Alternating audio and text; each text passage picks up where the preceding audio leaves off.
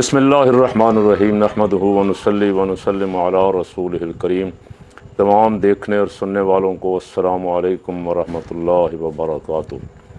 گزشتہ روز ولاگ میں ہم نے مساجد، مدارس، یتیم خانوں، رفاعی اداروں کے حق میں آواز اٹھائی تھی۔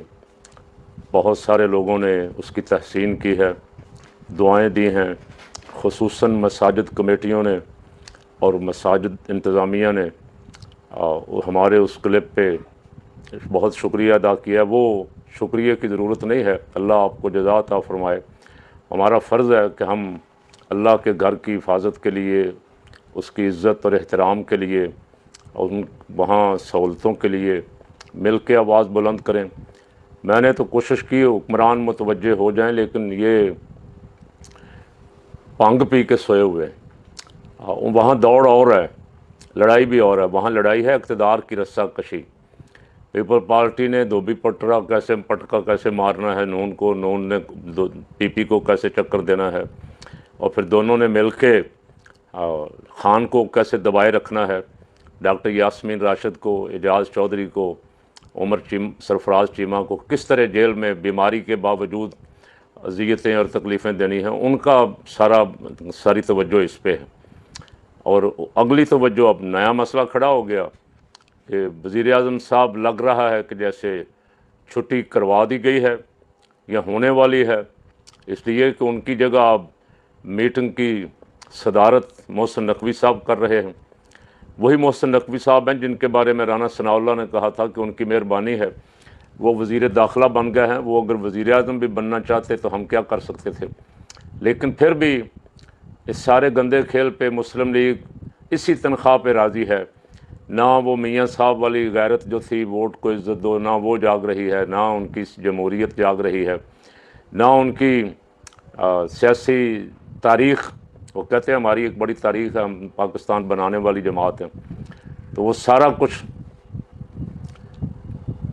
وہ عزت نام تھا جس کا گئی سادات کے گھر سے، یا غیرت نام تھا جس کا گئی سادات کے گھر سے، وہ والا حال بنا ہوا ہے۔ اب کچھ نہیں رہا۔ کوئی ایک آدھا بندہ ہمارا ایک پنجابی میں بیلی بولتا ہے کبھی کبھی، سعد رفیق، لیکن وہ بھی صرف بولنے تک، بول کے احساس دلا کے کہ ہم بھی کہیں ہیں، اور پھر خاموشی اختیار کر جاتے۔ خبریں چل رہی ہیں، بڑے دھڑلے سے چل رہی ہیں۔ محسن نقوی وزیر اعظم آ رہا ہے، شہباز شریف کی چھٹی ہو رہی ہے، سیٹ اپ تبدیل ہو رہا ہے، لیکن مسلم لیگ کو اس کی کوئی فکر نہیں ہے۔ مسلم لیگ والے شیر ابھی بیدار نہیں ہوئے، شاید کبھی ہو جائیں۔ سینٹ کے الیکشن کی آمد ہے، میرا خیال ہے کل سینٹ کا الیکشن ہے، اور پی ٹی آئی کی قیادت ابھی تک فیصلہ نہیں کر سکی کیا کرنا ہے کیا نہیں کرنا۔ علی امین گنڈا پور کو 200-400 گاڑیوں کا قافلہ لے کے یہاں مرزا فریدی کے ڈیرے پہ کھانا شانا انہیں کھلا کے لے گیا، اور لوگوں نے سمجھا شاید یہ عمران کی رہائی کے لیے نکلے ہیں اور کوئی ماحول بنا رہے ہیں 5 اگست سے پہلے، لیکن ان کے آنے کا کوئی دور دور تک بھی ماحول بنانے سے تعلق نہیں تھا۔ وہ صرف اپنے من پسند سرمایہ داروں کو سیٹیں دلوانے کے لیے تگ و دو شروع کر رہے تھے۔ Mirza Afridi P T I کا کارکن قبول نہیں کرتا، پی ٹی آئی کے وفادار، جانثار، قربانیاں دینے والے، ماریں کھانے والے، جیلیں کاٹنے والے انہیں برداشت نہیں کرتے، لیکن گوہر، علی امین گنڈا پور، بیرسٹر سیف اور باقی جتنے نامی گرامی جن کے پی ٹی آئی سپرد کی ہوئی ہے خان صاحب نے، اب کچھ کہنے کو دل نہیں کرتا۔ خان صاحب جیل میں پہلے ہی تکلیفیں کاٹ رہے ہیں۔ میں نے ایک دفعہ کہا تھا، خان صاحب آپ کی سلیکشن ٹھیک نہیں ہے۔ جب آپ کو موقع ملتا ہے تو آپ عثمان بزدار، محمود خان، فواد چودھری جیسے لوگوں کو سیٹوں پہ بٹھاتے ہیں، اور وہ جب آپ کی جماعت کا، آپ کے سارے پروگرام کا، آپ کے منشور کا بیڑا جب تک غرق نہیں کر دیتے، اس وقت تک آپ کو ہوش نہیں آتا۔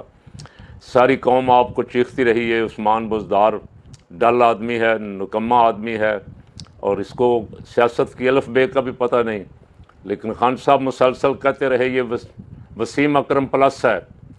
وہ پلس پتہ نہیں کہاں پلس ہو گیا ہے. جو ہی خان کی حکومت ختم ہوئی سب سے پہلے بھاگنے والوں میں عثمان بزدار شامل تھا. اس نے اتنی بھی حیا نہیں رکھی کہ میرے لیے اس نے اسٹیبلشمنٹ سے بھی لڑائی لی, اپنوں بیگانوں سے بھی لڑائی لی. میں مار کھا لوں 4 دن جیل کاٹ لوں لیکن ساتھ نہ چھوڑوں, پرواہ نہیں کی. اور فواد چودھری کو تو آپ نے بھاگتے ہوئے دیکھا گاڑی سے پولیس کے ڈر سے, اور پھر تماشے کرتے, اور ابھی تک اس کے تماشے تو مسلسل ہو رہے ہیں. اس کی کوشش ہے, خان تو اندر ہے, پارٹی پہ کسی طرح میرا قبضہ ہو جائے, میری واپسی ہو جائے.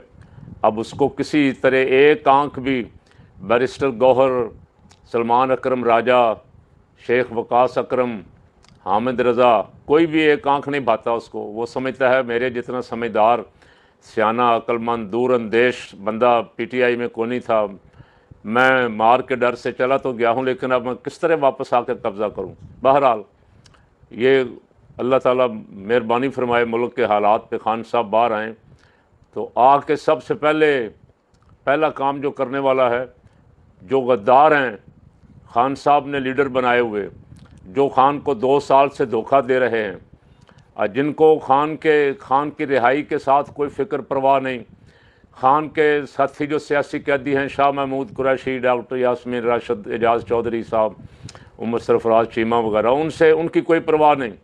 وہ اپنے عللوں تللوں میں لگے ہوئے, وہ دعوتیں اڑا رہے ہیں مرزا افریدی کی, اور کوشش پوری کر رہے ہیں کسی طرح ان منظور نظر کافی جگہوں پہ منظور نظر ہیں, ان کو ہی سینٹ میں لے آئیں. تو ان کو تو آپ نہ بھی لائیں گنڈا پور صاحب, تو ان کو تو لانے والے موجود ہیں. کون لایا تھا محسن نقوی کو, کون لایا تھا فیصل واڈے کو؟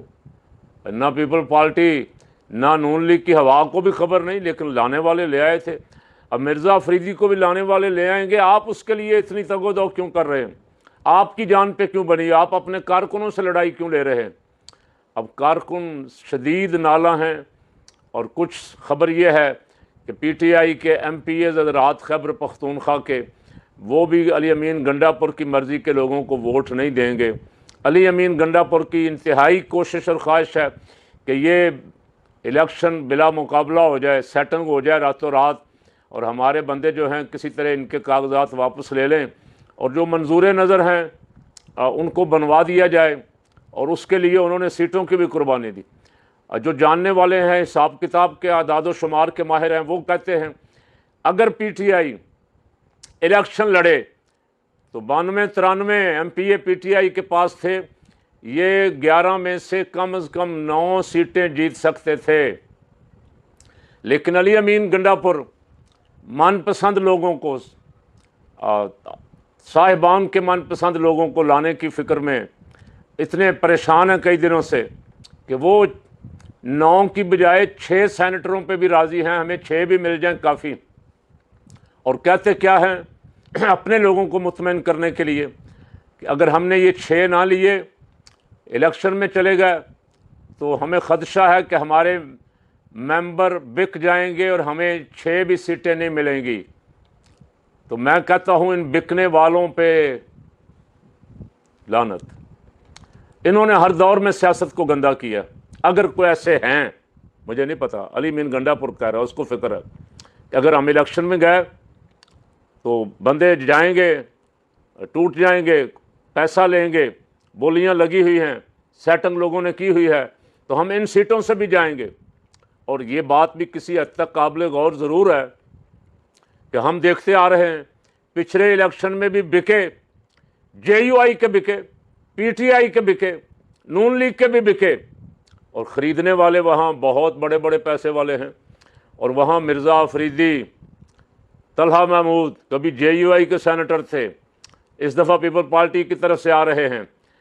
دلاور خان اس دفعہ جے یو آئی کی طرف سے آ رہے ہیں. تو ایسی سیاست پہ میرے جیسے چھوٹے درجے کے کارکنوں کی طرف سے 1000 لعنت.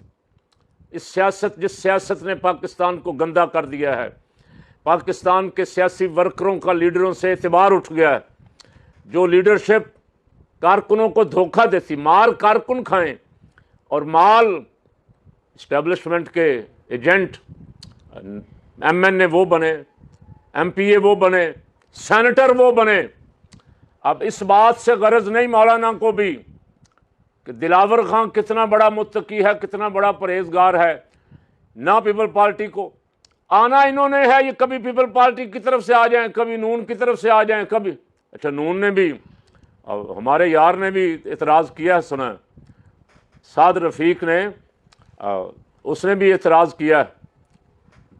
کس پہ, اس کا نام ہی بھول گیا, وہاں امیر مقام جو مشرف کا رائٹ ہینڈ تھا, نون لیگ نے اس کے بیٹے کو سینٹ کا ٹکٹ دیا ہے. سینٹ کے ٹکٹ کے لیے مرزا افریدی, طلحہ محمود, امیر مقام کا بیٹا دلاور خان, کارکن ساری جماعتوں کے جائیں باڑ میں. کبھی یہ کارکن بھی تو زندہ دلی کا مظاہرہ کریں تھوڑا سا مظاہرہ کریں. پیپل پارٹی والے کارکن نکلیں اور ایک مظاہرہ اپنی قیادت کے خلاف, ایک نون لیگ والے کریں, ایک JUI والے بھی کریں. اگر غلام نہیں ہے تو, اگر غلام ہے تو پھر مرضی ہے, غلامی پہ راضی ہو. یورپ کی غلامی پہ, ان وڈیروں کی غلامی پہ رضا مند ہوا تو, مجھ کو تو گلہ تجھ سے ہے, ان وڈیروں سے نہیں ہے.